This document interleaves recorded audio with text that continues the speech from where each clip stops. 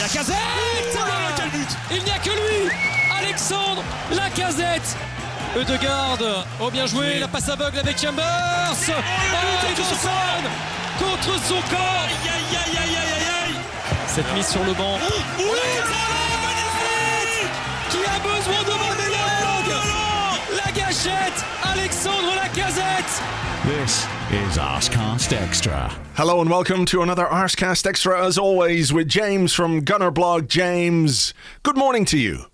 Good morning to you No, too, hang Andrew. on, sorry, let me take that back. Bad morning at first, but then good morning. In protest, the first third of this podcast is going to be absolutely atrocious. And then after that, we're going to really pick it up and end on a real high. Yeah, exactly. And then spurn a chance to make it the best podcast of all time right at the end. How about that?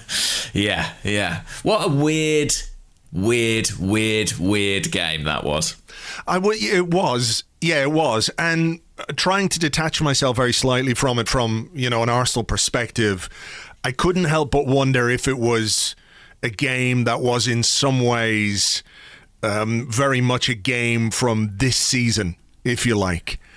You know what I mean? Maybe. I feel like it was a darn sight more entertaining than a lot of the other games I've seen this season. But yeah, just the craziness. Well, I'm sure it was entertaining for the neutral, whoever that guy is, and we know we don't like that guy. I mean, he's neutral. Take a position, man. But I see it would be entertaining if you were just sitting there and you were watching a game of football between two teams you don't support. That would have been great fun. But obviously our perspective on it is quite different. But I do think it. There was something about that game and what happened and how it happened and everything else that felt a bit like. This is another mad thing that's happened over the last while, so let's kind of roll with it. Yeah, I saw as well, it was kind of one of those where the comeback, as exciting as it was, it does lack something without kind of the fans in the away end, doesn't it? Celebrating the late equaliser. Exactly, or even the fans, the home fans shitting themselves. To be fair, Jamie Carragher did his best, didn't he, on the co-commentary to start making weird noises towards the end, like when Declan Rice went on that run towards the Arsenal goal, he was like, ooh, ooh. Those kind of sounds. Which I was making that noise at home as well. Actually, I have to be honest, on my sofa, exactly the same. My noises came out of the other end, so we won't go there. Fair enough. It was, I guess, a bit emblematic of this weird season, but I think it was kind of a microcosm of Arsenal all in the space of 90 minutes. Our inconsistencies and our deficiencies and our strengths all apparent within the space of the same game. There was a lot to take in. There sure was. The good, the bad and the ugly, I guess you would say. Or two faces, as Mikel Arteta said afterwards. We have two faces. Somebody said to me on Twitter that maybe he was saying there were two phases in the game, which could be equally applicable, but two faces seems to be much better. It is like, we like the variance between how good we can be and how bad we can be is enormous, isn't it? Yeah, it is. It is quite extraordinary, and how quickly it can seem to veer between the two. I'm almost at a loss for what to say about it, because it is so. It's an extraordinary capacity we have, and I guess if you can be really good and you can be really bad, where you end up is pretty much bang in the middle, and that's where we are. Yeah, you've got to get rid of the bad as much as possible, or certainly do less of the bad and do more of the good. But that's an issue involving consistency and things that we've discussed time and time again on this. I think our last podcast. 9 league games. Sorry, I'm just fiddling with my headphones. But I think our last 9 league games have seen us win 3, draw 3, and lose 3. And then we went 3 down and came back by 3. I mean, we are the most odd of teams. 3 is the magic number, as De La Soul for us once it seems said. to be. Yeah, it's not that magic though. It could be more magic. Maybe we need to get a different magic number. So from those 9 of them are wins. Maybe 9 could be. 9 was our magic number. We'll probably lose 9-0. But let's not worry about that. Right, let's go from the start and the team selection. Emile Smith-Rowe not 100% fit, according to Martin Tyler in the commentary. Mm-hmm. So that's why he didn't start. But the deployment of Pierre-Emerick Aubameyang on the right and Bukayo Saka on the left from the first whistle was odd to me. Can you think of a reason why Mikel Arteta chose to do that, given that it has very rarely, if ever, worked with Aubameyang on the right-hand side? I mean, the argument could be that with Calum Chambers in the side at right back to give us a bit more, presence, because West Ham, as we know, are very good in the air and very good from set pieces. To sort of add a bit more dynamism to that right-hand side, you put in Aubameyang. Who's I'm struggling. I'm actually stretching here to think of a reason why that might be the case. I mean, you don't put Aubameyang on the wing for his defensive work in particular, do you? Arteta said afterwards that, the reason we played him there, we had a good reason, but we didn't play well. And we didn't, do the game as well as we should have. Therefore, we couldn't, get the best out of him in that position, etc., etc. But I just think that's a bad decision. Do you know what? I think it's a little bit tricky because I don't think it's the reason we conceded the goals that we did. No, I agree with you there. And so sort of to an extent, whatever that plan was, and I can only assume, West Ham, they have slightly lopsided fullbacks, a bit like us. Cresswell is the one who gets forward on the left-hand side, Kufal less so. And I guess they were thinking maybe Aubameyang can exploit that space in behind or can pin him back in some way. Yeah. That would be my best guess, right? Yeah. Obviously, it didn't work at all. And so, you look at it now and you say, well, it was the wrong decision. But in a way, I kind of feel like it probably wouldn't have worked, but it also kind of never got a chance to, if that makes any sense. Yeah. Yeah, I mean, I get it. But then people will say that you don't give yourself the best opportunity to control the game the way you want, by picking a player out of position. Maybe is harsh because he has played there before, but in a position where he's never really played well there. That's exactly it. That's exactly it. So you're putting yourself at a disadvantage, even if your plan is, like you say, exploit the space that Cresswell leaves behind. I mean, I think what was obvious in that first 15, 20 minutes when he was on the right-hand side is that Cresswell had pretty much all the joy that he had in the game during that period. And when Saka went over there, he was much less effective. Yeah. So it didn't work. It didn't work. And I suppose one of my issues with this game is that, the selection I thought was it's with hindsight, you look at the team selection, you say, well, that didn't help. We had a really dreadful start. But then we came back into the game very strongly with effectively the same 11 players. Yeah. So I don't want to ascribe it all to that. Do you know what I mean? No, I know. It is difficult to try and get your head around why exactly there was such variance between the two levels of performance.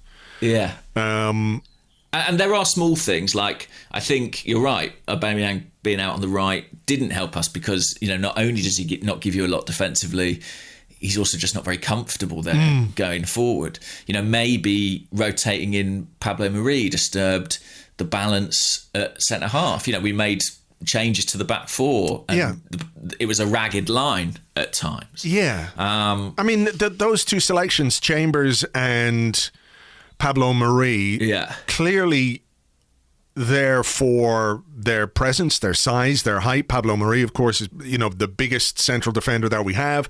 So dealing with the aerial threat that West Ham have and Souček and everything else, you could see the rationale behind those selections. Whether they were effective in terms of stopping West Ham being a threat, that's another thing, because I don't think Luiz and Marie really dovetailed particularly well. It looked to me that there was a bit of not tension, but Luiz had a few of those moments, didn't he, where he kind of looks unhappy at what his partner is doing, even if his partner is just playing him a simple pass. He has those kind of games. And I think it didn't really work because Souček was dangerous, and obviously they scored from an aerial position as well. So, yeah, you can see the reasons why selections were made and changes were made and some rotation was put in place. But, look, it didn't work. Those first 30, 32 minutes were as bad as anything we've produced under Arteta. Definitely. And ultimately, the manager has to be responsible for that. But I think, without wishing to kind of absolve him, I do think that this was about much more than kind of the names on the team sheet. And I think that the performance level of the whole team was just not there. They just weren't at the races, to use a cliche. Europa League hangover, lapse concentration, whatever it might be. I mean, it is kind of inexplicable, isn't it? Because, all the maybe it's not inexplicable, but, all the pre-game talk, I'm sure, would have been about, let's start strongly. We do have those European minutes under our belt during the week or in our legs. So maybe just sit in, keep it tight for first 15, 20 minutes and then grow into the game. Like, I wasn't surprised that we started relatively slowly, given, what we've done in the last few weeks with the two Olympiacos games and the Spurs game. Mm-hmm. No, nor I. And I think West Ham, they were aware of, they'd had a week to prepare for this game since the match at Old Trafford, and they were aware of the schedule we faced, and they were looking, what happened with the quick free kick? They were looking to do that from the first whistle. They were taking throw-ons quickly. They were taking free kicks quickly. I think they sensed maybe that Arsenal would be looking to kind of feel their way into the game, and they exploited that very well. They were very predatory on that. But, a lot of these players have had rests at various stages in this intense period, and it just felt like the intensity simply wasn't there. David Luiz, it's often said of him, you can tell very early on what sort of David Luiz you're going to get in the course of a game, and I thought I thought he was way off the pace from the first whistle, to be honest. Yeah, I agree. I thought he grew into the game quite well and defended quite bravely in the second half. But that's true of everybody. And I realistically, I don't know how much you can expect from a 33, nearly 34-year-old central defender. He's played a lot of late. He really has played a lot of late, and you can see that that's in his legs. And I'm not making excuses for poor performance or anything, but that's an issue the manager has to deal with, and maybe something we can chat about a bit later on. Let's do the goals.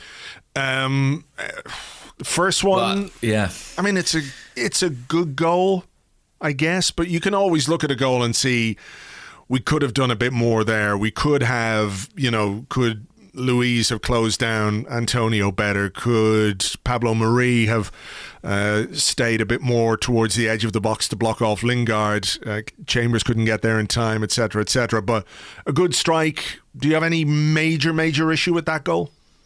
I think Luiz, he gets dragged out into the channel and he gets beat, basically. He backs off, allowing the guy to pull it back for Lingard. From that point on, it's a really good finish, and of course we should have expected it. Jesse Lingard has a sort of nasty habit of scoring goals against Arsenal. It seems to me anyway, maybe just because I have a very rational dislike of Jesse Lingard. Yes. I notice them more.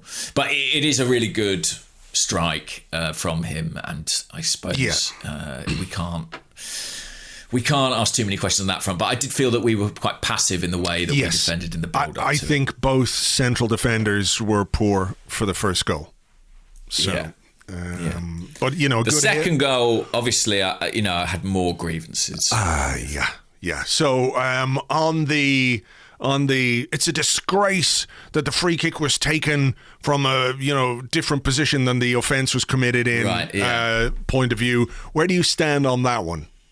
Like, in terms of that being an issue worth discussing, to me, it's fucking irrelevant. To be honest, do you know what? I have to confess, I had to check out what exactly the law is, because it does feel like 90% of the time the referee won't let you take a free kick until he's blown a second whistle for it. But apparently that's at the referee's discretion. Like he determines if.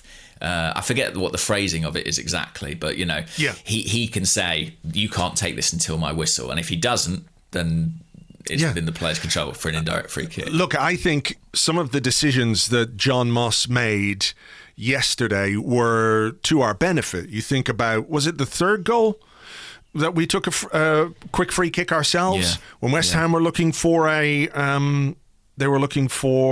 foul in midfield? And look, John Moss never going to be my favourite guy, but to me it's absolutely pointless discussing the fact that a free kick was taken from not the position that the foul was taken in, but it was further away from the goal. So it's not as if they gained an advantage in terms of distance to our goal or anything like that. If it was 5 yards further forward, of course you might have a little bit of an issue with that. The issue is that the Arsenal players, to a man basically, all switched off when that free kick was given. Saka was arguing with the referee. Xhaka turns away. Pablo Mari turns away. Kieran Tierney turns away. Pablo Mari turns away. Bernd Leno turns away. David Luiz is looking at the ball, but he's too far away to do anything about it. West Ham were opportunistic and smart, and they were rewarded for it. We were punished for it, for just ridiculous lack of concentration and awareness that at this level, they kept saying it on the TV, didn't they? It's schoolboy stuff, schoolboy error, schoolboy. It's the first thing you're taught is never turn your back on the ball, blah, blah, blah. We all know that. And that's why, to me, there's just no point whatsoever in talking about the referee or, the quick free kick or anything like that. Don't bemoan a refereeing decision or lack of decision when your players could very easily have stopped the danger there just by being aware, just by concentrating. There's a terrible lack of concentration by not one, but basically 4 or 5 players, and it cost us. So that's where people should be pissed off, not at the referee. It is almost the entire team. And I did see some people saying, well, the referee's getting out the spray, to set up the wall. But so what? If the players' attention was on the referee, that would make some sense, but it's not. Yeah. They're all just literally switched off, and it's really, really, really sloppy. I think I said on Twitter it's unprofessional, and I think it is. They just weren't focused in that moment. And Bernd Leno sort of flickers like a hologram, doesn't he, as the shot goes in at the near post. It looks bad for him, and it is bad, but I also think he is slightly unlucky in that it takes a deflection off Pablo Mari. And it's quite close, If you have a look at the shot, but shouldn't he be guarding that post anyway? No, I'm sure. I'm not. I just think it's not a. Is it a goalkeeping error? Maybe it is.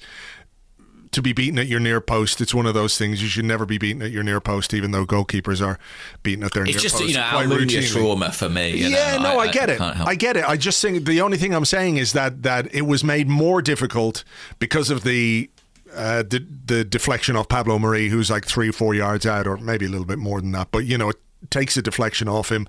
We saw what a small deflection can do when Lacazette, in inverted commas, scored just before halftime. So, it is a factor in that ball going in, which isn't to say that Leno covered himself in glory or anything like it. Yeah, that's fair. I hadn't actually noticed that on the first couple of watches, but you're right, it does take a nick. But I'm still looking at the keeper. I think he needs to do a bit better. Yeah, I agree. I was just, laying out the full facts here, Yeah. Third goal. Arteta was furious about the second 2 goals. Absolutely unacceptable, I think, is what he said about the second and third goals. What part of the third goal do you think will have frustrated him the most? Good question, because there's a few things. There's Leno's pass out to Tierney, right? Which sort of starts it all off, which is a difficult one to control. Then Tierney quite casual, I suppose, volleying it back in field. So there's the concession of possession, which is pretty bad. I think it's going to be probably one of those two, although I would say Aubameyang could do a lot more to help Kieran Tierney out. That he could, and I think that when Arteta looks back at it, the other things are not great, but they're just sort of part and parcel of football in a way. You know, you make a casual pass, or your goalkeeper puts you in a bit of trouble, or you don't win a header in the box against, you know, a player like Antonio, who is really good in the air. He's so strong, you know. So being beaten to a header is not great for a central defender, but it happens. It's not an egregious mistake. I think when Arteta looks back on that goal and he analyses it with more camera angles than we have, because I've watched it and we don't quite get to see the wide angle, but I'm pretty sure that Aubameyang could do an awful lot more to close down the guy who crosses the ball for the header. Yeah, he switches off a little bit when the ball comes back to Kufau. And I don't have any issues with David Luiz on that one, just because Antonio is so good in the air and he does have a bit of a run on him. You know, I think he's always second favourite there, Luiz. But yeah, I mean, it's another goal that kind of comes from, I suppose, a bit of a playing out from the back error. And yeah, Aubameyang should probably do a little bit more. I mean, again, maybe that's sort of incurred a little bit by the fact he starts on the right and then switches to the left, and he's not quite as aware of his responsibilities as he should be on that side. Yeah. I don't know. Well, but he's plenty aware of his responsibility on the left-hand side, because he's played there time to time. Oh, there is another angle. Yeah, I'm just watching another angle of it here. He really could do an awful lot more. He just kind of switches off and lets the number 5, who's the number 5? The Kufal. You know, and he really could do an awful lot better. I'm wondering as well, is there someone who could... I mean, I think that was that going in, whether it hit Souček or not? Yeah, good question. I don't know. I actually couldn't tell what had happened at first. And the way that Antonio... you could see him saying Souček, and I thought he was saying check for VAR. I thought he was like, oh, maybe, you know, it might be given offside. Maybe it's not going in, but, you know, we got a big break of our own with the goal that got us back into the game. I'm just looking. I mean, it might well have been going in. I don't think Leno was getting there anyway. I mean, Antonio is sort of a bit of a kryptonite player, I think, for this Arsenal team. You know, he is a handful, but the way our back four played in the first half hour, I think, made him look significantly better than he is. Yeah. Okay, so look, 3-0 down, and you're thinking, what the fuck? And I was genuinely a bit worried that it might get worse. Same. You know, at 2-0, I thought this could be like 4 or 5. I really thought we were that bad in the opening period. You know, at 2-0, I was thinking, well, if we get 1, you know, there's a long time to go. If we get 1, then, you know, it's only a 1-goal game. And I was thinking, as the ball came out to Calum Chambers at one point, I was going, this, you know, I know why Chambers was picked for this game from a defensive perspective. Yeah. Are we going to have to make a change at right back, which is not ideal when you need to score 3 goals, right? You're thinking, well, that's a bit counterintuitive, making a change at right back. But just to give you, you know, Cedric was on the bench. He's maybe a bit more traditional in terms of a fullback and what you might expect, and somebody who could get up and down and get deliveries in. And we know that, you know, his set piece delivery and his crossing is pretty good. I did not see that coming from Calum Chambers. Did not see it coming. No, and it was an important outlet for Arsenal in the whole game, wasn't it? Him getting forward in that way, and his delivery was good. It was great. It was great. Yeah. I mean, it's the power and pace, and you know, the timing of it, and not taking extra touches, and you know, putting the ball in the right area. He did it more than once. Obviously, you know, the own goal is a great example of what happens when the quality of your delivery is too good for a defence to deal with, even if one of your attacking players can't get there. But more than once he put the ball in, and Fabianski had some difficulties dealing with it. That's right. You know, defensively as well, I think one of the things that's overlooked in the game is that Chambers made 8 clearances, which is more than any other Arsenal player. So he didn't just do it at one end of the pitch. It was a hell of a performance from him, because, you know, he kind of sparked into life a bit, and Arsenal sparked into life a bit, you know, on the 40-minute mark, whatever it was.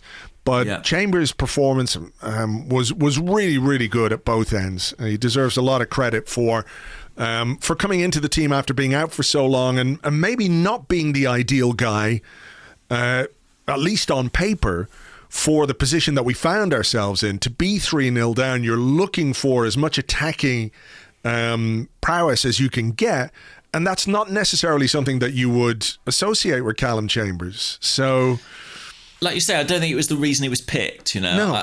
I do think that was probably for his height, but it was a really good performance. Sky gave him man of the match. I think, for me, Odegaard was our best player, and I do think he really helps whoever plays at right back because of his natural tendency to drift to that side, and he's got the timing of the pass to play players in on that flank.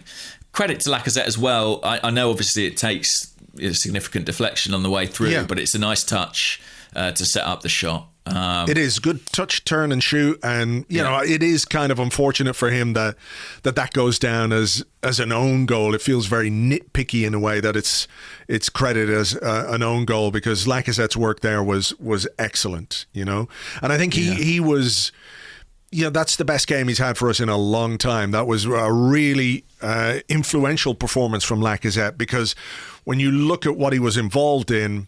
There was that moment after he again in inverted commas scored the goal to make it 3-1. He played Saka through with a lovely ball in behind. I think Saka should score there. I think he's got to score. Took the wrong option. I wondered if he picked the wrong side. Yeah, exactly. Yeah, it felt like that to me. And actually, this is Saka. I mean, has been fantastic. Obviously for the vast majority of the season. I do think if there is an area he might improve, it might be his finishing. There have been quite a few instances in the last several months where he's had chances I've thought, he could do better there. Or he's had a few near misses, should we say. Yeah, for sure. And I'm sure he's got the potential, because he scored goals very regularly at youth level, and we've seen him finish really well on some occasions. I just think that consistency in his finishing is still to come. I mean, that could have been 3-2. Probably should have been 3-2 before half-time, which would have been astonishing scoreline, given. I love the pass from Lacazette, by the way, in the build-up to that. It's really good, So, and there was another moment as well, I think, just before the break, where Saka, it could have been Tierney cross, and Saka was there, and his shot just deflected off someone and squirted just wide of the post. So, from that moment on, from the moment the goal went in, the momentum changed. And that can happen, of course, when you're 3-0 up and you're protecting a lead and everything else. But, I think you have to give...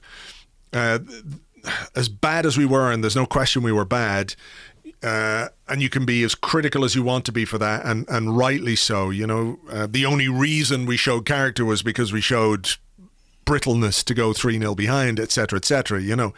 But we really did respond in a terrific way. Like I said, could have been 3-2 very early in the first half.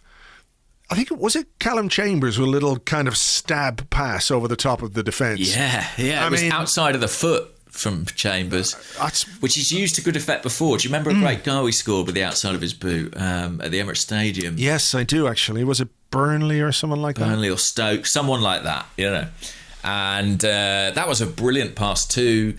I think Lacazette sort of does the right thing. Lifts it over the keeper. Do you think he should score there? Or?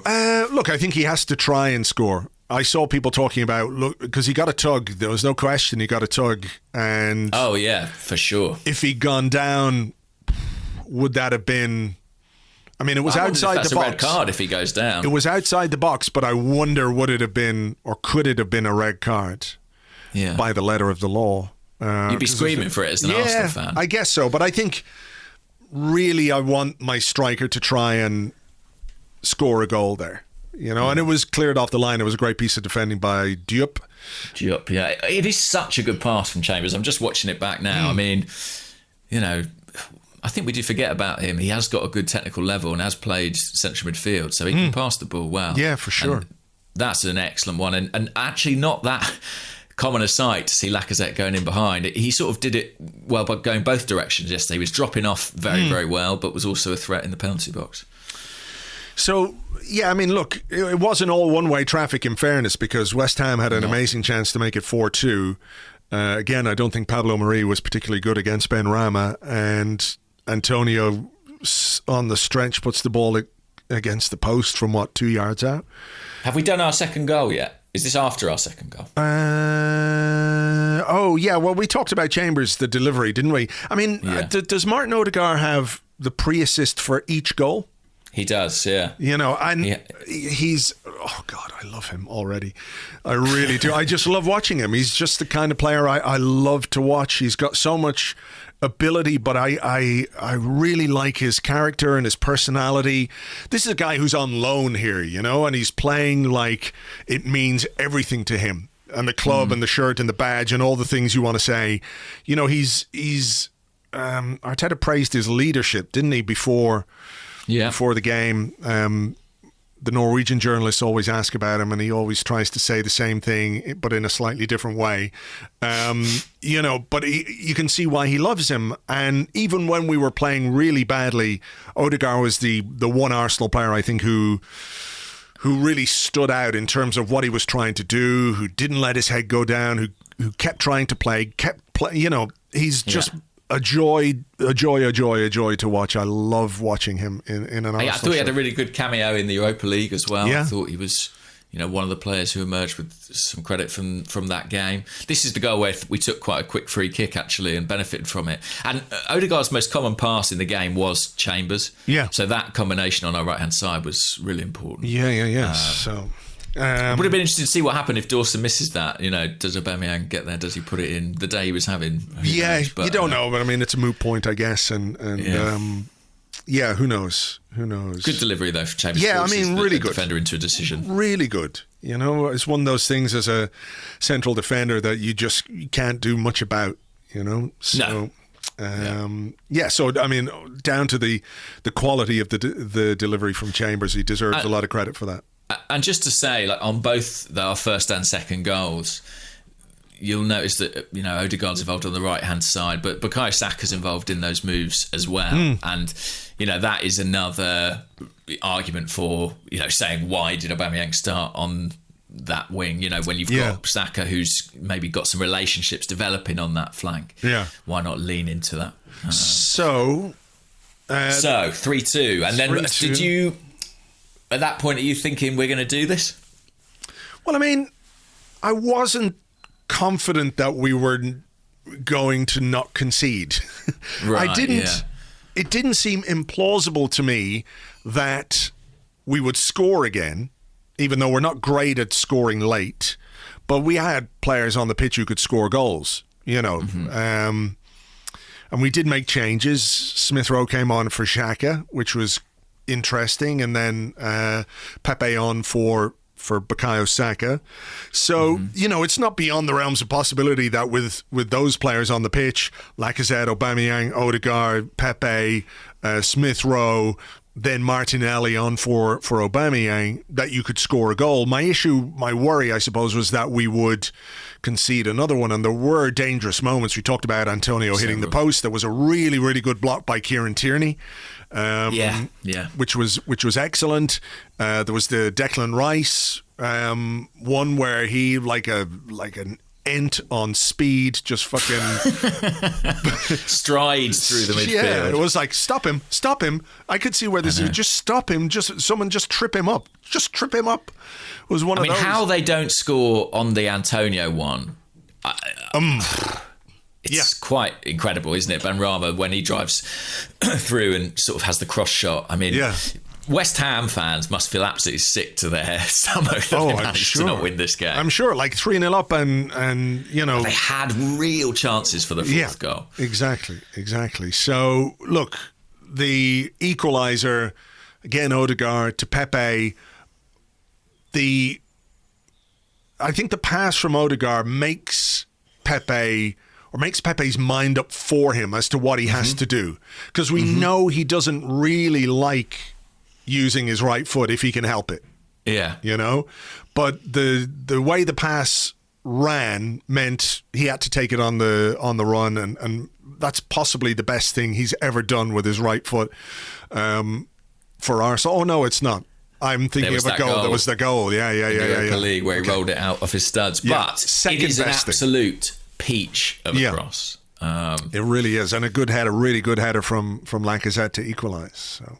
Yeah, it's just, I mean, yeah, it's a nice header from Lacazette, but the cross really does put it, on the plate for him. And I think the West Ham centre-halves just lose sight of Lacazette, to be honest. Yeah. They wouldn't be too happy with that. But I think we absolutely deserved it.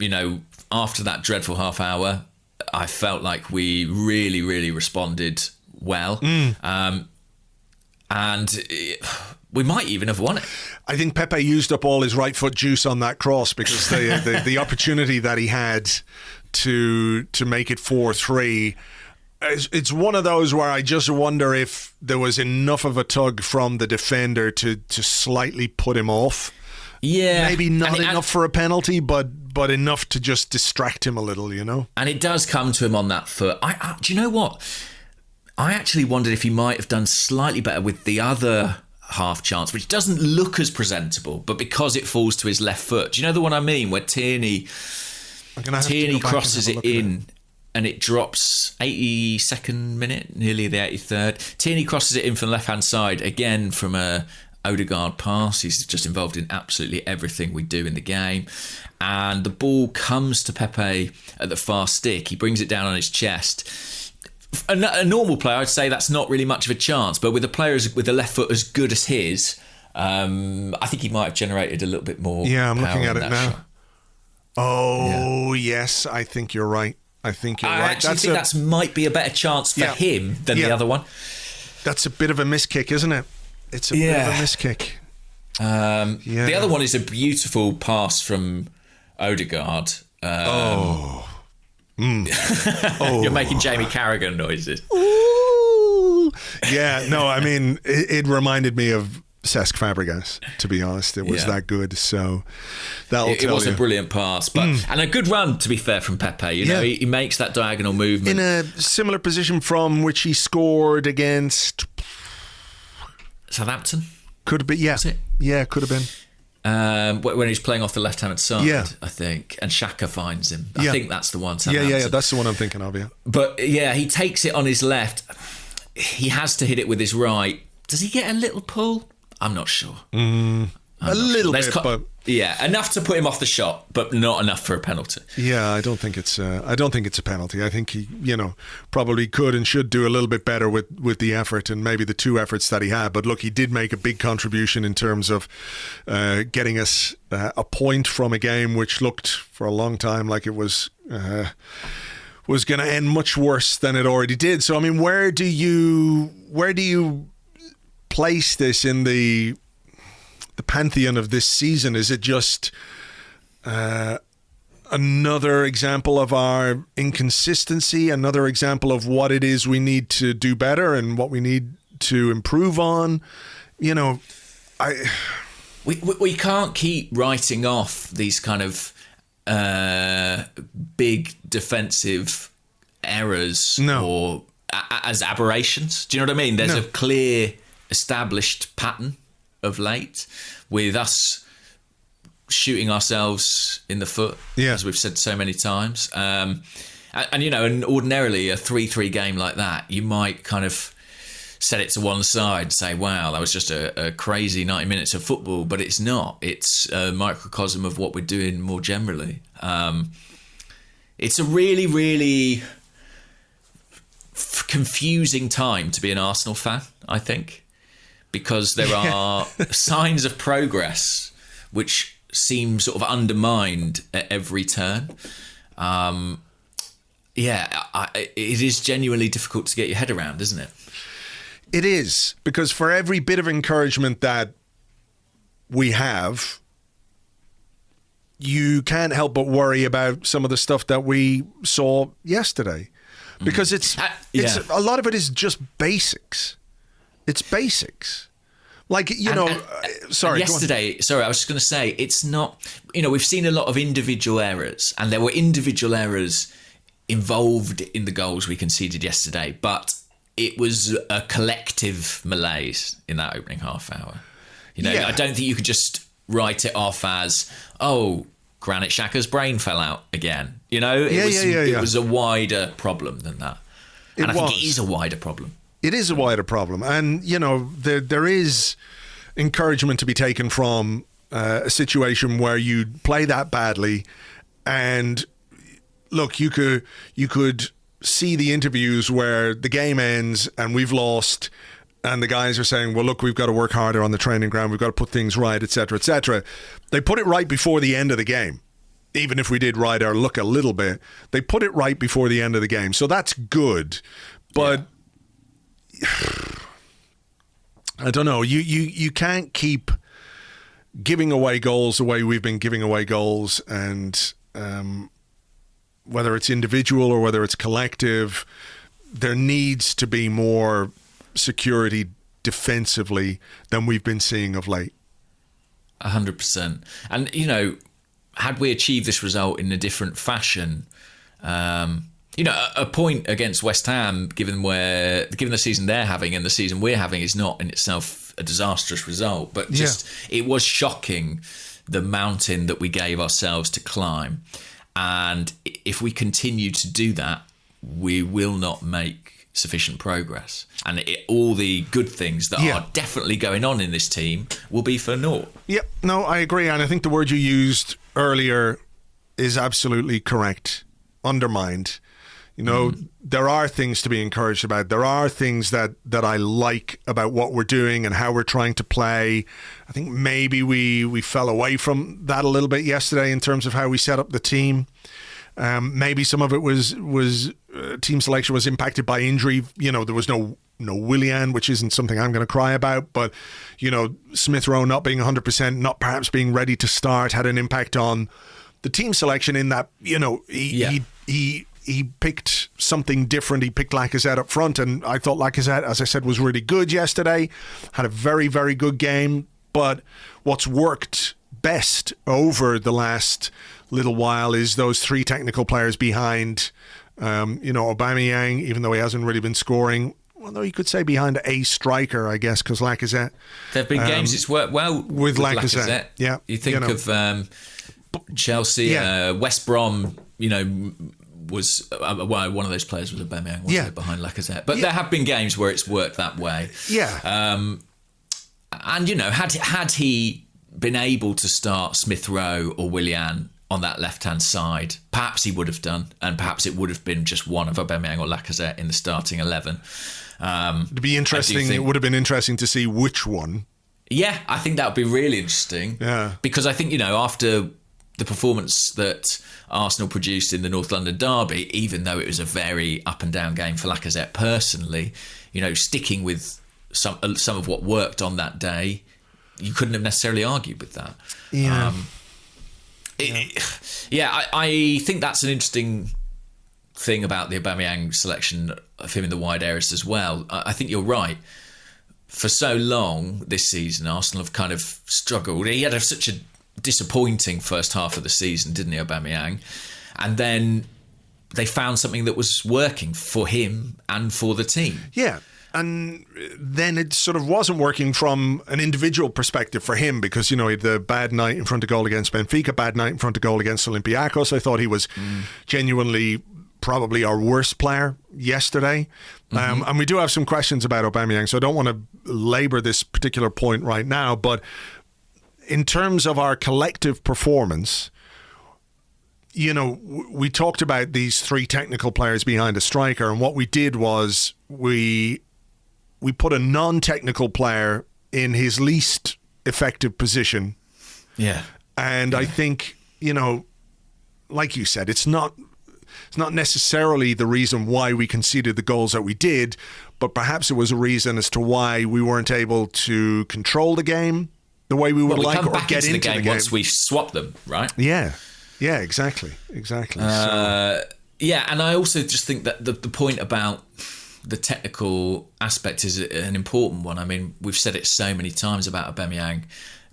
If he's not getting on the end of stuff, there's only so much he can offer you. And it was a bit of a conundrum, I felt, for Mikel Arteta, because he wasn't contributing a huge amount in the game. I think he probably was our most disappointing player on the day. But there's always that temptation to leave him on because he might find that half yard of space in the penalty box that makes all the difference. I thought it was a brave call, actually, to bring him off, even though he was playing poorly. I get that. I mean, it's one of those things where you're going, we need a goal, and taking off, you know, our best goal scorer, even though he hasn't been in great form or anything like it, but, you know, taking him off or taking a striker of that caliber off when you need a goal is not easy, even when he is playing as poorly as he played yesterday. And to be honest, I thought he was probably a bit lucky to last as long as he did.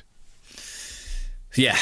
You know, but I understand why, as a manager, you're thinking, well, fuck, you know, we need a goal. Do I take the striker off? Even if I think there's a dilemma there, isn't there? It does. It causes a problem. You know, or it certainly gives you a decision to make. Because, you know, it wasn't his day, but it's not been his day in the past, and he's just, you know, been in the right place at the right time to make the difference at times. So, yeah, I thought it was... I mean, I think it tells you quite how off his game he was, that he was brought off. Let's put it like that. Yeah. Although still, maybe he was distracting defenders for that Lacazette header, because he can't have been far away from the pitch, can he? He was straight back on for the celebration.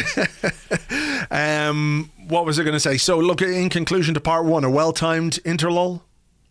Yeah, I think very much needed after the run of games we've had. And definitely some thinking to be done for Mikel Arteta.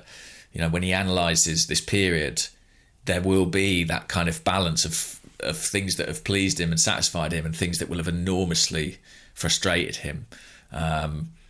So plenty of food for thought for this fortnight. Yeah. Hopefully it gives him and his staff a chance to take stock and reassess and sort some shit out, because that shit really does need to be sorted out. You know, the length of time it's been since we've kept a clean sheet is too big. It's too big. So some thinking to do. So look, let's take a break right here, and we will come back with your questions and more in part two right after this.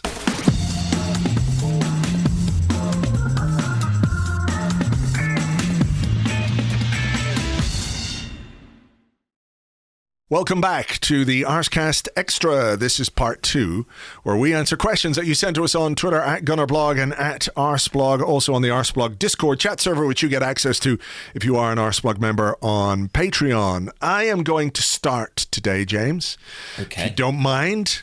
And this one comes from Philip Anastasi on Twitter, who is at leftover_crumbs. And he said... Nearly 8 months into the season and we don't have a settled centre-back pairing. Do you think this is holding us back from ironing out those ridiculous errors in every first half we play? I don't want to be a hypocrite here, because I think in recent weeks I've sort of said that there's a benefit to the fact that there's, you know, the ability to rotate at centre half. And I think in this season particularly, maybe more than any other ever before, there is a need to chop and change the starting 11. However, there is the old maxim, isn't there, about kind of playing a consistent back four in order to iron out errors. I think it is... I actually would say that I consider the error here probably under-rotating, in that I think David Luiz has probably been asked to play too many games, and I don't quite understand the reluctance to use maybe Rob Holding, for example. You know, he's been a bit reticent to play him of late, and I think, you know, Luiz does give you a lot in his passing, and I thought in the second half his passing was really important to helping Arsenal progress the ball. But if playing David Luiz is like playing Russian roulette, we've pulled the trigger a lot recently, you know, and sooner or later it catches up with you. So I think in an ordinary season, I'd like to see a settled centre-half partnership. I understand why that isn't the case this season, and I think maybe we've asked a little bit too much of Luiz. What do you think? Yeah, I agree with that. I sort of agree with the question, but sort of broadening it out. I think what's really clear is that the right-sided centre half is an important position for us to get right for next season. You know, Luiz and his passing on his day is excellent. Only completed 2 of 7 long balls yesterday, though, so that element to his game wasn't as good as it can be.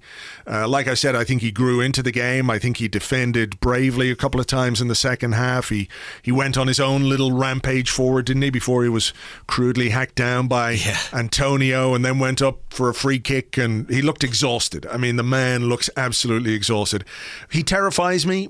I can't lie about that. The sense that I have that at any moment he could make an error never leaves me. I think he has played well of late, you know, for the most part.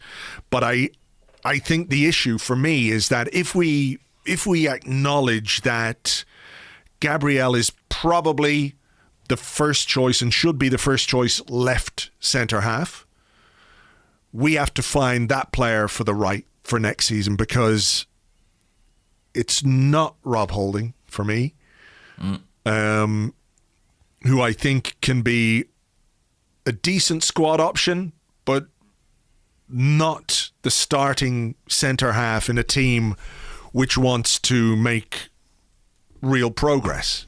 Right, and that's not to be dismissive of him. I don't think that either, by the way. Yeah. I was only saying that as a rotation. No. I get it. I just think that as a squad option, Rob Holding is good. He's the right sort of age. He's English. The right sort of personality, to be honest. I think he gives us some squad depth, but I don't think he can be the starting centre half if we want the team to make the kind of progress that we wanted to make. Nor can David Luiz next season, in my opinion.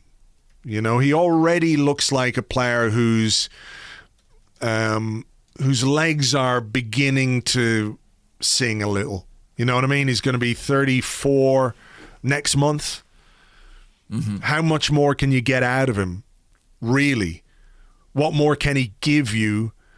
So for me, what we do for next season in the right centre half position is going to be really important as to how we develop this team and what kind of a player we have in that position, and whether it's William Saliba or whether it's somebody else. If we don't upgrade there in order to maintain some kind of consistency at centre half, then I think we're going to find it difficult to be as defensively solid as Mikel Arteta and everyone listening to this wants us to be. The Luiz one is really interesting. You know, what are they going to do about his contractual situation? Tim Stillman wrote a good piece for Arseblog, didn't he? Yeah. Sort of saying he thinks he'll get a new deal. I think there's every chance, you know, that he might. If it was in my hands, I would really, really be leaning into using Saliba. I just think there's not going to be a vast amount of money available this summer for Arsenal to go and do business in the market. And I've got a question in a minute about a player they might want to buy permanently that probably wouldn't come very cheap. And if you've got someone on the books, if you've got someone on the books who you've already paid £28 million for, you've got to try and give that a go. Yeah, I think. I agree. I just think it would be crazy not to. But, you know, we've had that debate before. So, this is my question that I was going to ask you. No surprises what it's about. It's from Boom Shakalaka on the Discord. And they ask, how much would you be willing to pay for Odegaard? And do you have any concerns that will be priced out of buying him if he continues to play this well? That is the double-edged sword, isn't it? You know, when you bring in a player on loan who plays really, really well, ultimately the beneficiary is the club that owns him. like, okay, he's going to give us plenty on the pitch, and I think what he can give us between now and May, we need to sit back and enjoy and everything else and keep fingers crossed. But ultimately, it benefits Real Madrid either from the perspective of a club that now has a player who's gained fantastic experience playing in the Premier League and could come back to La Liga and play at a high level for them if they see a role in the team for him, or it increases his value. We knew that. You know that when you loan a player, that this is a possibility. You know? How much would I pay for him? I mean, I'd pay whatever it took to get Partey, at least. I mean, he's got 2 years left on his deal at Real Madrid, so maybe if they've got a Raul Sanllehi of their own who says you've got to do the deals 2 years out, they have a decision to make. I think we spoke about this the other day. You know, we do have some advantage in that he's here with us. And if he likes it, and if he likes the team and he likes the club and he likes the manager and he likes what we could sell him, you know, in terms of look at what you could become for this team. Look at the kind of player you could become, you know, pivotal to Arsenal Football Club. If that's something that floats his boat, then, you know, we could potentially make something happen. But of course, the better he plays, the more eyes are going to be on him, the more we're going to be talking about him, the more Madrid are going to want for him and all the rest. But that's just something you have to contend with.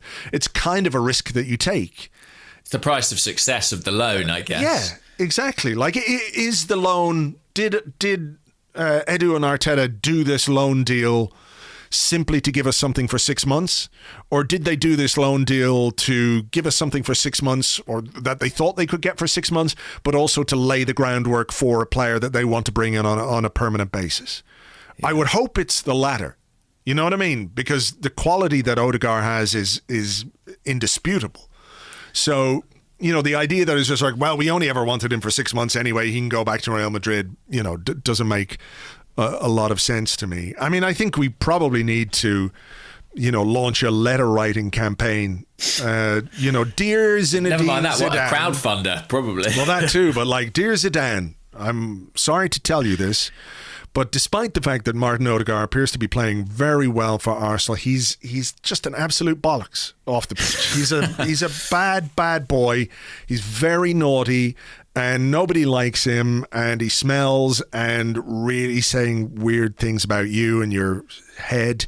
He says your head is weird and hairless, and he doesn't like you, and he doesn't like Spain or Madrid. And actually, he's got a tattoo that says I love Barcelona right across his chest. So, you know, probably you don't want to be dealing with this guy anymore. We'll take that responsibility for you. We'll do you a solid here and we'll take him off your hands. That kind of shit. Charitable of us. Yeah. I mean, it's interesting. Zidane's probably not the one we need to be writing to, because he didn't pick him, you know, this season. I think he started 3 La Liga games, and it is a really complex situation at Madrid, as far as I understand it, because Zidane's own future is in some doubt. You know, it looks like Madrid might get pipped to the title by Atletico, which won't go down very well. But Florentino Perez, the club president, has always been a really big proponent of Odegaard and always seen him as part of the future of the club. So if there is a managerial change, that could play into Odegaard's hands if he wants to go back to Madrid and be a star there. However, on the other side of the coin, Madrid are in a nightmarish financial situation. I mean, as bad as it is for English clubs, for Barcelona and Madrid, it is at another level. I think Swiss Ramble estimated or wrote that they had were set to lose like 400 million euros over the 2 seasons of coronavirus. Yeah, but what they'll probably do is just sell an acre of land, you know, to one of the banks, to the king, and the king will give them £1 trillion, and it never seems to affect them. You know, but if they do, you know, need to fund a rebuild, I mean, I'll be honest, I'm not hugely optimistic, just because Madrid do need to kind of renovate their squad slightly, and a bit like us with Saliba, they'd be kind of crazy to not make Odegaard part of that. But it's a slightly different situation in that, you know, they didn't pay a huge amount for Odegaard because they got him when he was very young. right? True. So it's not quite that. And if they do have their beady little eyes set on somebody like Haaland or Mbappe or something like that, which, is pretty likely considering the way that Real Madrid operate, if they could be convinced to sell, knowing that it would give them some funds to add to what they could bid for one of the big players in the world, because that's really what they want. That's what their foundations are in a way, is bringing in, particularly in Madrid, is bringing in these, massive stars. The Galacticos. So, there is the possibility of it. And like I say, we need to lay the groundwork as much as possible with Odegaard himself. It's clear Arteta really likes him. It's clear he sees him as a key part of his team right at this moment. But he it's not a wishy-washy Denis Suarez loan, this. No, and by the way, I think that's been a little bit overlooked, how impressive it is to come into a new league and a new team at the midway point in the season and immediately establish yourself and immediately be producing these kinds of performances. I think that's really impressive on Odegaard's part.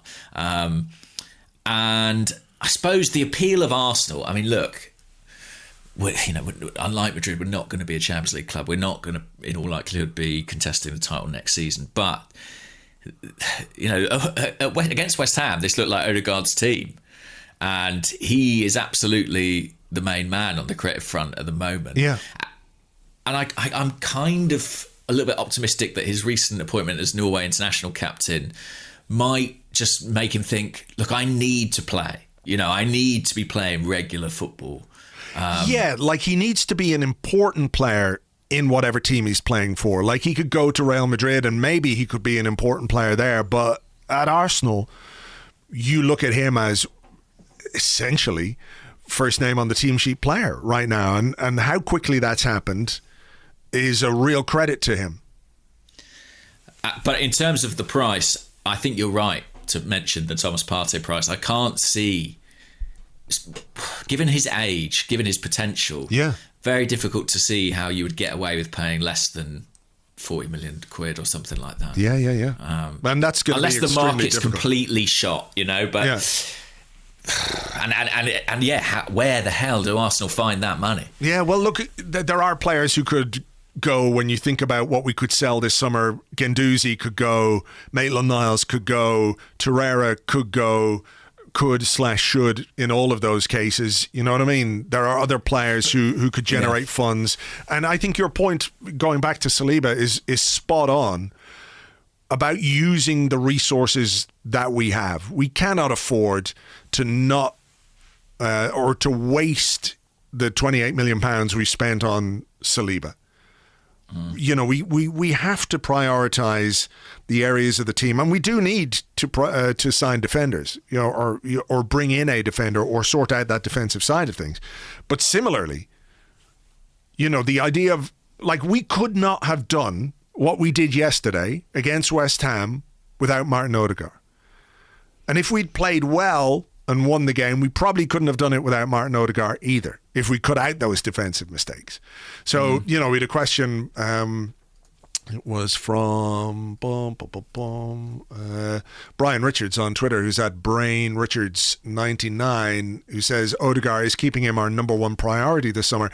I don't think it's our number one priority per se, but it's certainly important that we try our best to make it happen if it's at all possible, because from what we've seen and from the influence he's had and the impact he's had in a short period of time, I just would like to see this guy in an Arsenal shirt for years.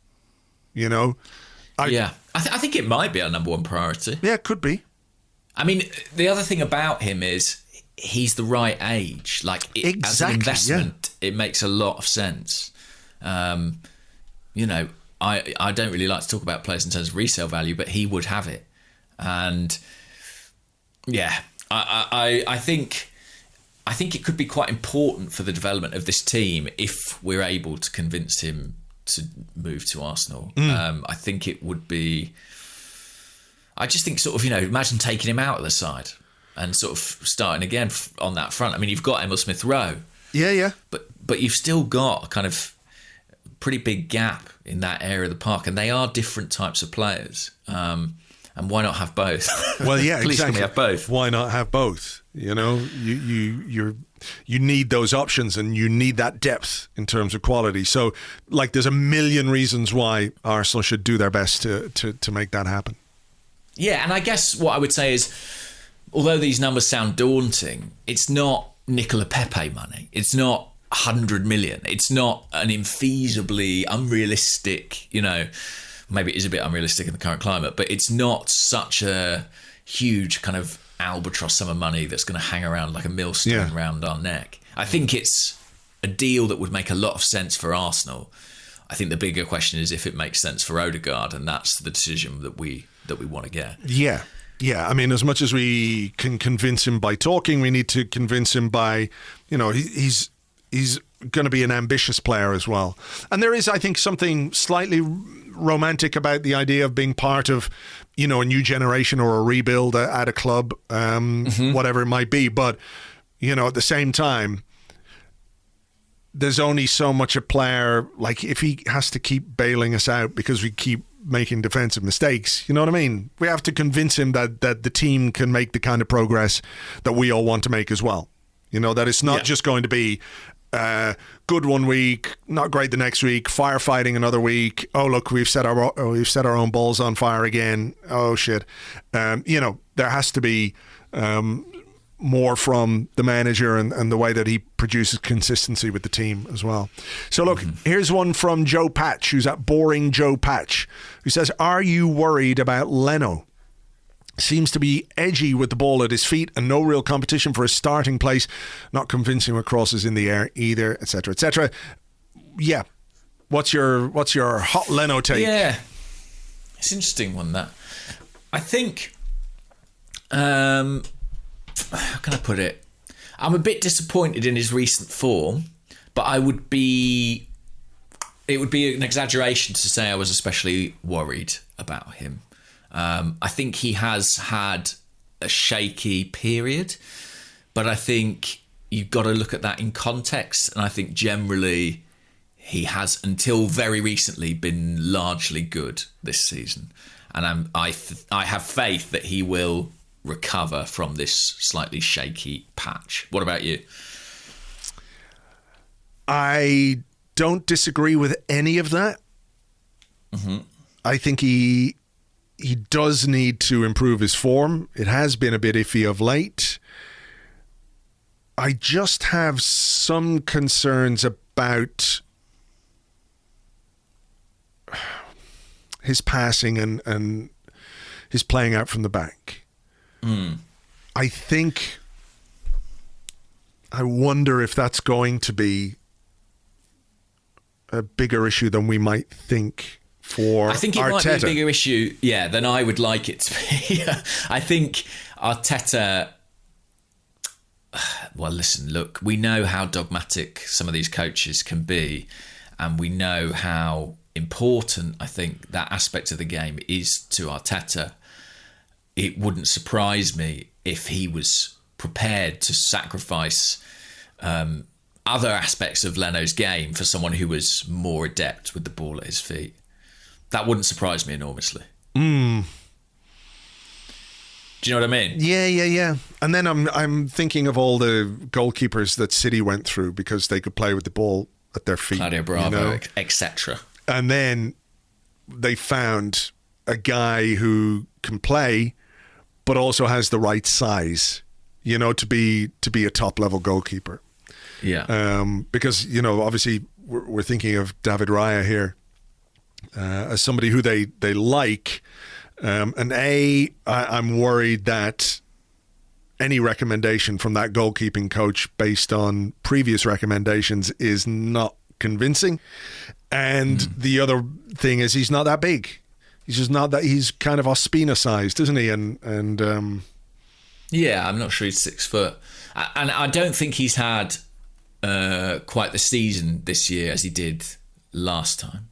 I don't know if that's to do with the speculation or over his future or anything like that, but I don't think he's playing quite as well as he was last season. Anyway, well, it's certainly one to keep an eye on. Yeah, I mean, look, it wouldn't be top of my list in the summer. Talking about summer priorities, I'm pretty happy with Bernd Leno, I have to say. Yeah, it wouldn't be top of my list either, but I do think he needs to... Yeah, hopefully the international break will be... he's going away with Germany, I think. So maybe just a chance to refocus and everything else. Because I think generally he has been good. I think so. Yeah. And, in the first half of the season, we were all saying... how fantastic he was, and he bounced back so well from kind of the Emi Martinez debate. And I think I'm optimistic he'll recover that. But this is... I don't want to keep making excuses for players, but this is just such a weird season. And I do think the mental fatigue might be... Well, actually, there was a question on the Discord, and just while I find it, I was just going to ask you, Lacazette afterwards said we didn't respect the game plan. Do you think there's any correlation between the amount of times Bernd Leno kicked it long in the first half and his comments about not respecting the game plan? And Nobel 94 on the Discord says, evening gents, fatigue has been discussed a lot lately, especially in regard to players like Luiz, Saka and Xhaka, but the player with the most minutes never gets a mention, Bernd Leno. Has the mental aspect of his position been overlooked lately? His decision-making and focus have been below his best lately. I can't help think we should have been resting him in the Europa League fixtures and letting Matty Ryan play. The interlude will provide him rest, but is it now too late? So, I mean, do you think that is potentially a factor? I think that's a really good point. Yeah, I think it is a huge kind of load on a player.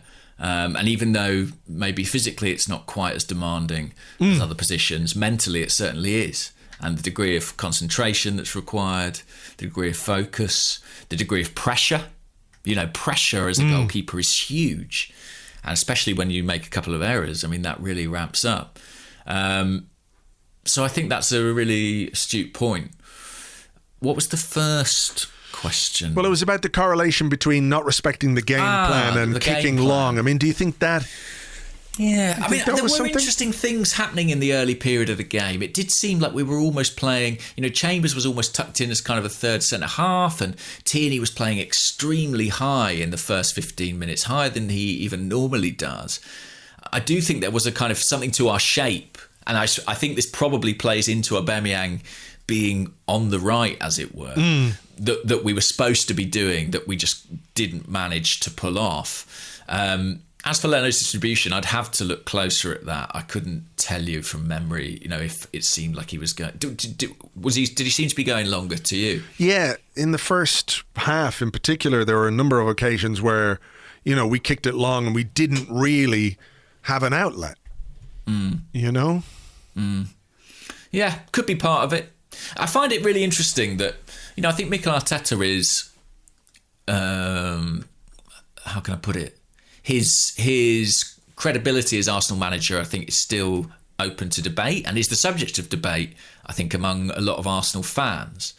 But I think one of the things that lends him the most strength in some ways, in my view, is how quick and how ready his players are to throw themselves under the bus. Do you know what I mean? Like, I feel like in a post-match environment, the players are so quick to say, this isn't on the manager, it's on us. It's unusual, I think. Yeah, well, look, let me just ask you this then, because it's slightly tied into it. It comes from the Discord as well, from Mr. CJ Wright, who says, are we starting to see a more ruthless side of Arteta? In recent weeks, we've seen Willian not feature as much as at the start.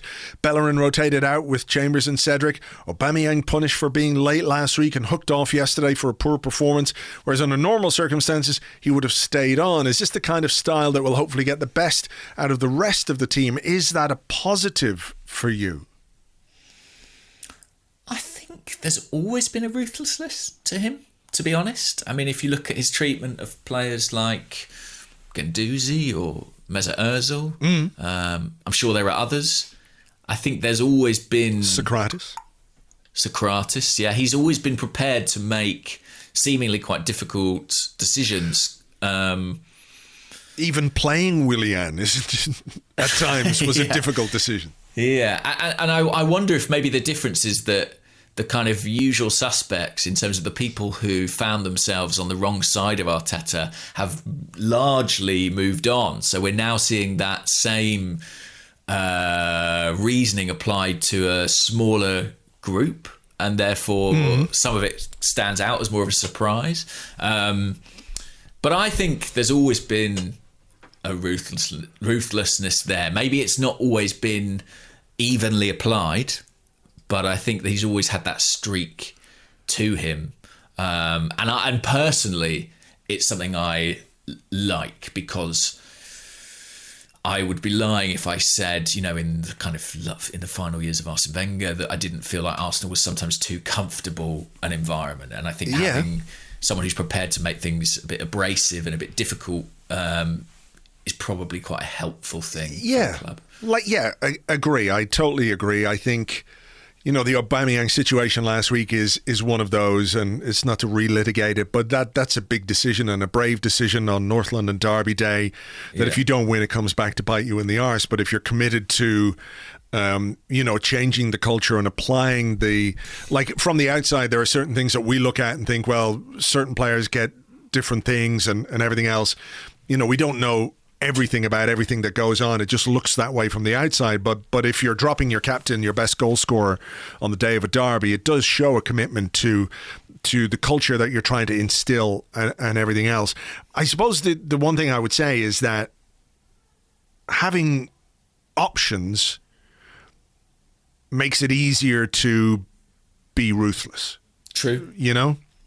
So the better your squad, the easier it is to make what appear to be ruthless decisions. Like if your options are Aubameyang and Lacazette, then that certainly makes it easier than if your option is Aubameyang and Kaba Diawara, for example. Sure. You know what I mean? Sure. So building a squad and building a group of players that allows you, when you need to be, or when you feel like it, or when a player merits ruthlessness, in inverted commas, makes your job an awful lot easier, Yeah, so absolutely. I guess that's part of, I hate to use the phrase, the process or whatever it is, but part of what's going on is rebuilding this squad. And hopefully he gets to a point where he can, make difficult decisions with the safety net of having good players to fill the gaps that he needs to fill. I think, an example of that ruthlessness maybe is, unless there's some injury problem I don't know about, the exclusion of Hector Bellerin from the squad yesterday. He's been an important player for a long time at Arsenal, but Arteta couldn't find a place for him in the matchday squad. And I guess that was because he picked Chambers and he thought, well, I'm going to take Cedric because he can play left back as well, and it gives me that extra bit of cover. Well, exactly, yeah. And I don't think it's necessarily a dismissal of Hector Bellerin, because he played in both the Olympiacos games. No. But it's born out of, like you say, it's ruthlessness born out of competition. And there are a lot of areas of this team where it is close between players. There are a lot of battles for places that are quite fine margins. Correct. And in some cases, it's because the quality isn't there. Yeah, in some places it's because performances have dipped from players who were previously clear first choices. Yeah. So there are different reasons for that, but it kind of, I think it creates that effect of ruthlessness. Sure. On the subject of ruthlessness and dropping players, there are a lot of questions about Aubameyang. Masoud Jaffer on Twitter said, am I mad in thinking we should maybe leave Aubameyang out of the starting 11? Joseph Petrassi, do you think Alba should be dropped and should earn his place back? Les on Twitter even asking, hi guys, could we and would you sell Aubameyang this summer? I suppose let's start with the should we drop Aubameyang thing. Do you think that that's a conversation worth having at this point? Well, we're going to have it anyway. So you and I are. Yeah, we are. I mean, do you drop him? Look, I think the thing is, right, that whenever a player goes through a difficult period,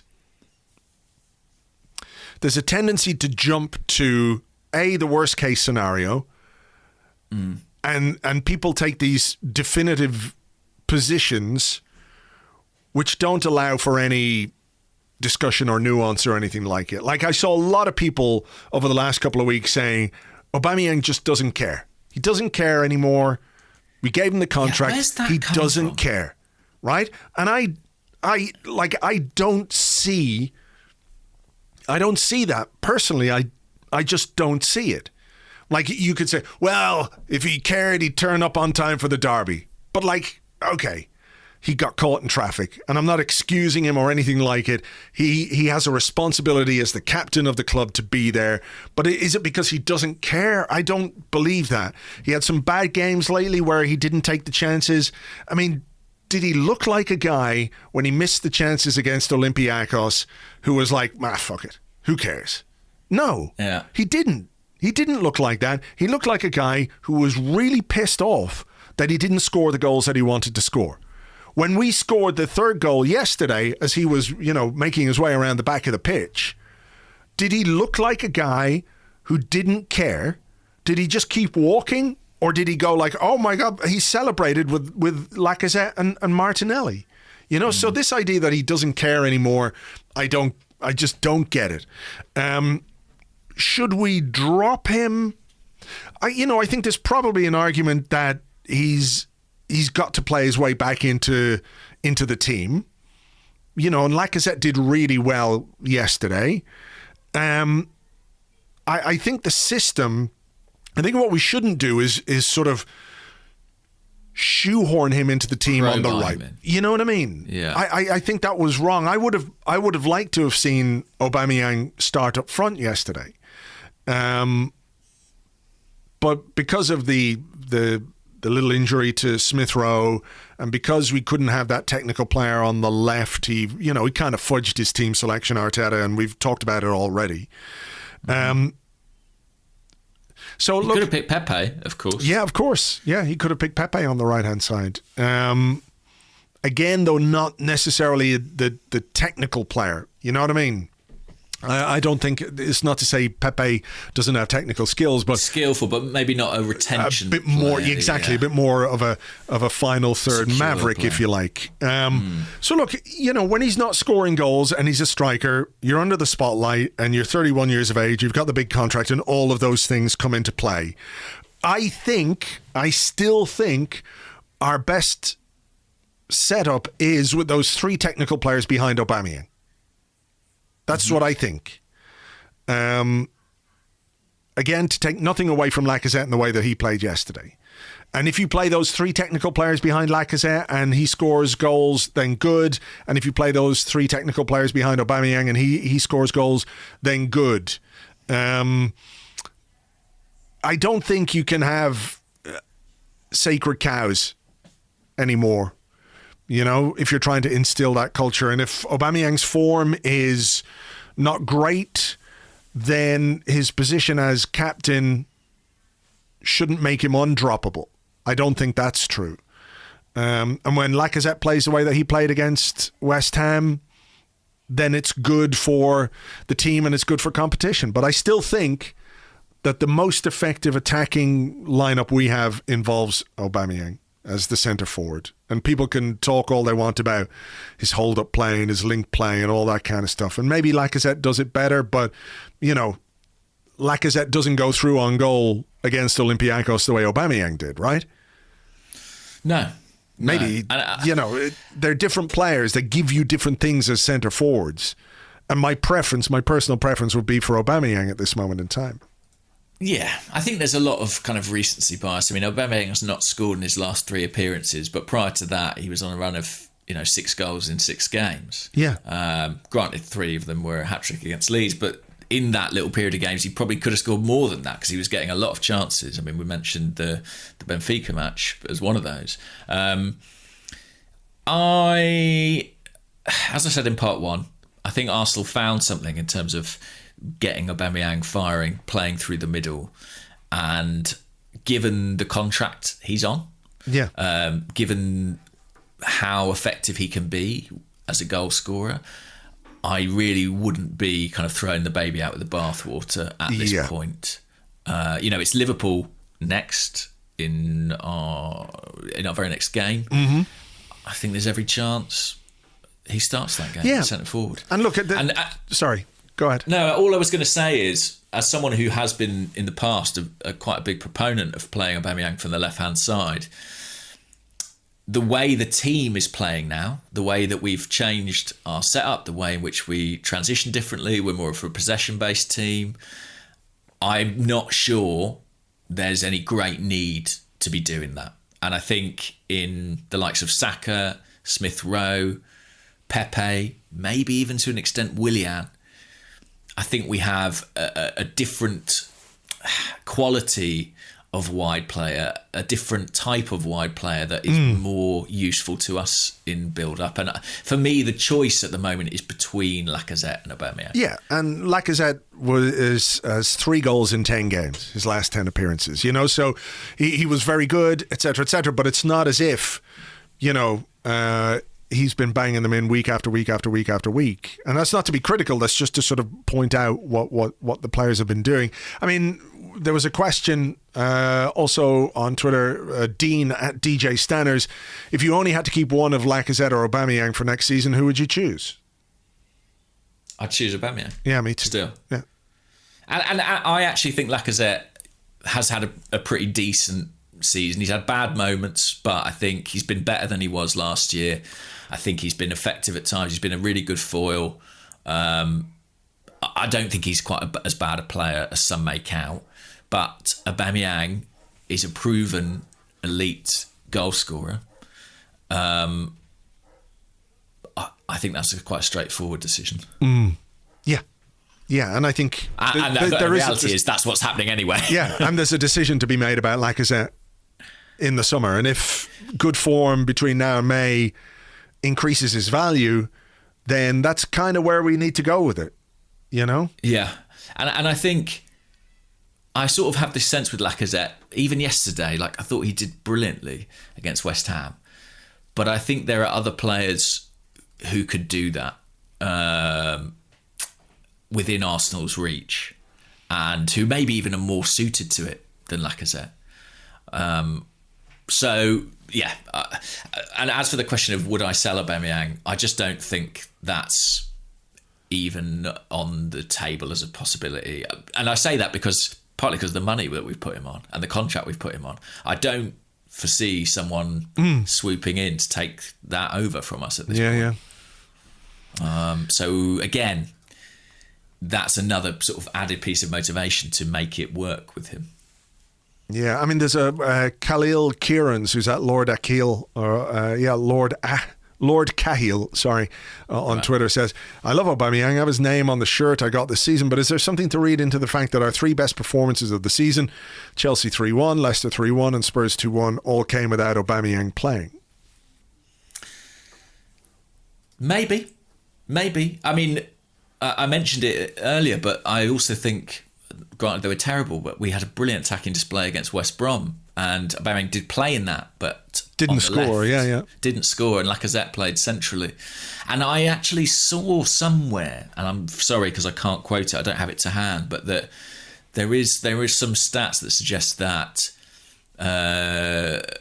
Lacazette does lead to kind of the general creation of chances, maybe more like his I don't know, his XA or something like that. I don't know. But then there have been so many games of late. I just think recently we seem to have found something with Aubameyang that had kind of clicked, and I don't want to disregard that. He's just got to find his shooting boots again. Yeah. I mean, listen, he should have scored a couple of goals in the week, shouldn't he, against Olympiacos? He should have scored against Benfica. And, He should have scored against Benfica. His finishing's maybe not been quite at the level, certainly not at the level it was last season. Last season he was scoring chances he had no right to take, you know. He was kind of outperforming the chances that were provided to him. That this season, not so much, but that'll level out over time. Yeah. I still think that the centre forward question is an interesting one, and you know where Martinelli fits in that discussion, for example. Exactly. I think that's something we've talked about before, and I'm not necessarily sure that, and you've made this point either, that the two centre forwards Mikel Arteta has at his disposal are his ideal. No, I'm options, not convinced of that at all. So what we do in terms of the training groundwork put into Martinelli, or what we might do in the transfer market this summer, is going to be very, very, very interesting, I think. Yeah, for sure. You got one more? Do you know what? Most of the ones I had, you've actually already asked me. Great minds think alike. Okay. I'm trying to think. Do I've got one more? Oh, I've got one here, actually. Yeah? Just from Ashley Birkinshaw, says, would you agree Kieran Tierney just didn't seem focused yesterday? Mentally, he's usually so sharp. Yesterday, his head looked down. Is this perhaps the result of the hard schedule? Yeah, maybe. It was his worst game for a while, I would say, Kieran Tierney. Yeah, look, he was culpable for the second goal. One of the players culpable for the second goal. He does make a great block in the second half. Yeah. True. Look, he's played a lot of football. We don't have a backup left back. We're asking an awful lot of him. So if he is tired physically and mentally, again, I'm not excusing it, but I understand it. Yeah. Yeah, I like this. I like this one from Eddie Longbridge at Eddie Longbridge. Should Mikel Arteta consider hiring a hypnotherapist to make Mikel Arteta believe we are 3-0 down before the kickoff? He'll be angry and frustrated, and the pre-game team talk will ensure we go out and win the match with ease. So. It's an idea. Yeah. Yeah, we're getting a lot of angry Mikel after games at the present time. But yeah, be good if he could do whatever's needed before, just to make sure the would team be is in the handy. right frame of mind. Just very finally, from the Discord, Wiltshire Gooner says, was the substitution of Xhaka and Aubameyang significant beyond the context of this single match? We've kind of touched on Aubameyang already, but what about Smith Rowe for Xhaka? I think that's interesting. I mean, we ended up doing something a bit similar to what we did at Villa Park in the final stages, with kind of, Smith Rowe slightly off to the left and Odegaard to the right in almost a kind of midfield three, almost the Man City way of playing with kind of two number 8s.